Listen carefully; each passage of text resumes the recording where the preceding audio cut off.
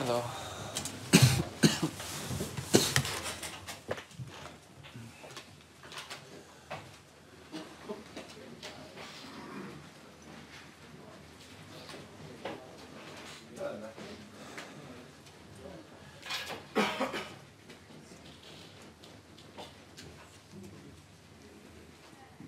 Okay, we'll get started. Please raise your hand if you'd like to ask a question. Given the start of the tournament where you were still getting over your cold and all of that, and you must be very pleased with the progress of the first week and happy to be in the second week. Yeah, I think today was probably the best I played overall. It was difficult conditions, so it was pretty windy out there. Wasn't easy, but yeah, each match I feel like I played better. I've hit the ball cleaner and started to, see the right shots at the right moments, and yeah, we've come a long way the last 10 days or so. He's attracted quite a lot of attention, Khachanov. Now that you've played him, what kind of ceiling would you put for him in the future? I mean, it's very difficult to, as I don't know him that well.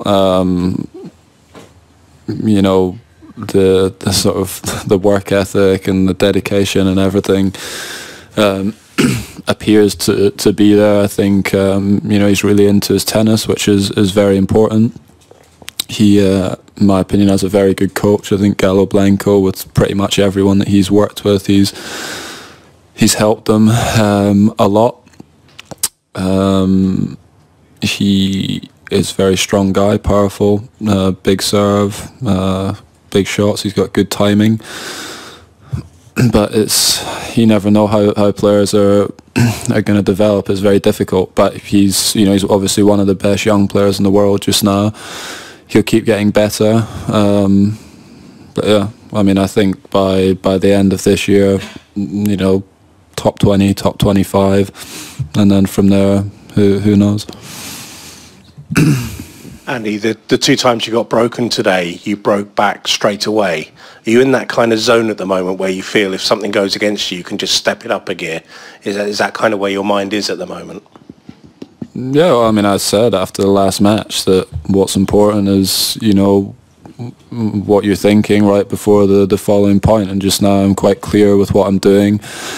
I played a bad game in the in the third set to get broken. I think second set, when I lost serve, I think he came out with some good returns, played some good stuff. But the third set, I didn't play a good game, and reset pretty quickly, and played some really good points the following game. To get the break back and serve it out. So that's another thing that's been positive the last couple of matches. Same thing against Del Potro when I served for the second set. Broke straight back the following game and closed it out. So that's been good the last few matches. First of all, Andy, condolences for the recent events in Britain. And Novak Djokovic was asked yesterday whether he felt sports brings people together, and he said that he felt tennis does have values that people admire, sacrifice, fair play, and the like. Could you just reflect on whether you think our sport does, in a small tangential way, bring people together, different cultures, and is that something that you admire? I think that's one of the great things about tennis is that I don't know exactly how many different countries are represented here, in the men's and women's events, but it's a lot. For sure, we all share, locker rooms together, practice courts together. We compete against each other, and for the most part, the players get on, very well with each other. We travel all around the world. We play in, cities all over the world and different continents. We get, fantastic support, everywhere we go. And, yeah, I do think, sport, and tennis in particular, because of the nature of it, such a global sport. It does bring lots of people together from many different places. It's one of the things I feel lucky that we get to travel around the world. It's one of the best things about this line of work or job, whatever you want to call it, is that you, from 14, 15 years old, I'd been to South America, I'd been to the States, I played all around Europe from such a young age, and I wouldn't have had the opportunity to do that otherwise. So it's one of the things that's really nice about our sport. And you are great ambassadors, not only of your country, but in general. But do you feel appreciated in France, or you don't care, or they like your game, or you, I am an Englishman in New York, you know what I mean? They all, yeah, of course, man, it was a joke. But I mean, the French people say, they don't cheer for Piolín, but here, do you think they appreciate your game? I mean, you'd have to ask them. You'd have to ask them. I mean, this year, I mean, in most of the matches, I played in front of great crowds. It's not like the people that are sort of leaving the court and don't want to watch my matches. I think sometimes, obviously, you play against French players. I've played many French players here, and the crowd is tough when you're competing against the French players here. But I haven't let that affect me in the matches. I've used it in a positive way, and then like I said, here and Paris Masters last year, and during the event last year, the support was good. But yeah, you'd have to ask them. Andy, you're into the quarterfinals of another Grand Slam. When you get into this stage of the competition and you feel like you might need to make some technical adjustments to your game, is that possible, or do you just have to accept that you've got to go with what you've got at this stage and just rely on that big match experience? Yeah, I mean, you can't really make any technical changes at this stage. You can certainly make some tactical ones. Small tactical things like your court position or the height that you're hitting the ball over the net. But in terms of technical things where you maybe are trying to change a stroke or anything, I mean, not a good time to do it in the middle of a slam. But right now I don't want to. I'm happy with where my game's at. Everything's going pretty well just now, and feeling good going into the middle part of the second week.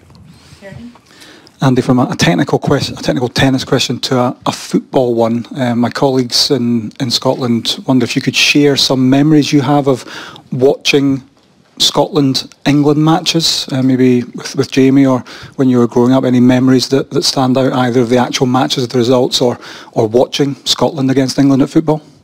One of the matches that I remember, well, it was more the goal that I remember, was Gascoigne's goal. I remember that pretty clearly. That was obviously, unbelievable bit of skill, and I've seen that, a lot over the years. I remember that. Remember that one pretty well. I don't know about luck. To pull something like that off, you got to have something a bit special about you. So slightly safer ground, tennis questions only. You've got Verdasco or Nishikori next. Could you just assess both of them as potential opponents? Yeah, I mean, both obviously tough players. Verdasco, one of the biggest forehands out there. He appears to have played very well in this event. I saw some of his match with Zverev in the first round, and he played very well there. Also had a pretty comfortable win against Cuevas, who is, I didn't see that coming, and not that I didn't expect Verdasco to maybe win the match, but just the scoreline was pretty surprising. He must have played well there. And Kay, obviously lost against him in US Open. He plays well on the clay, obviously, and you know, very solid off both wings, whereas Fernando's, you know, most of his danger is coming from the forehand side. You know, Kay, you know, is dangerous off both wings. Moves well, quick. So yeah, they're obviously pretty different matchups. You got one pretty big lefty and a shorter right-hander. But yeah, see who wins that. Stuart, and then we'll take one more after that. How important did you feel it was to say something about the recent terror attacks after the match? It seems like it was maybe something you mentioned to Fabrice beforehand, and also did you watch the concert last night? Well, Fabrice asked me just before. I hadn't planned on it, and he just asked if he could ask me about it, and I said, yeah, of course. And I didn't watch the concert. I listened to. We had it on the radio last night, and I saw a few clips online just before I went to bed. But it looked like it was, you know, pretty amazing. I mean, so many people there, you know, trying to have a good time in what's obviously a very difficult time just now. But yeah, hopefully can find a solution for it, because it's been going on a long time. There's been problems everywhere. Obviously, Paris has had its issues as well. So. Hopefully you can find some solutions. You had a great defensive lob earlier in the tournament. You had that lob in Davis Cup against Goffin. Some people say you have the best lob in the game. Could you just give a little free-form comments about the art of the lob? Is that something you practice? Do you enjoy the shot? Just talk about that, please. Never practice it. Well, I mean, I don't like. If I'm playing like a practice set or something, yeah, I mean, I'm sure I hit lobs, but I don't, you know, have my coach feed me balls that I can just hit, you know, 10, 20 lobs off. Probably that and the drop shot are two of the shots that I never practice really. They're more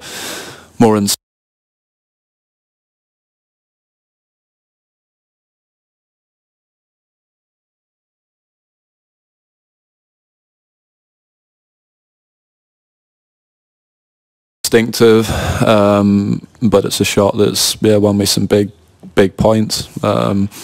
It's a shot I like playing. It works well against all players. You know, doesn't matter if you play against someone like Karlovic who comes to the net a lot. Obviously a huge guy, but you get a lob over the head a couple of times. It makes them sort of play a little bit further away from the net, which then opens up more angles. And yeah, if you're playing a shorter player, it doesn't matter how close they are to the net. You know, if you get a good lob, it's not easy for them to reach it. So this is a shot I like playing, and it's won me a lot of big points. Thank you, everybody. Thank you. Thanks.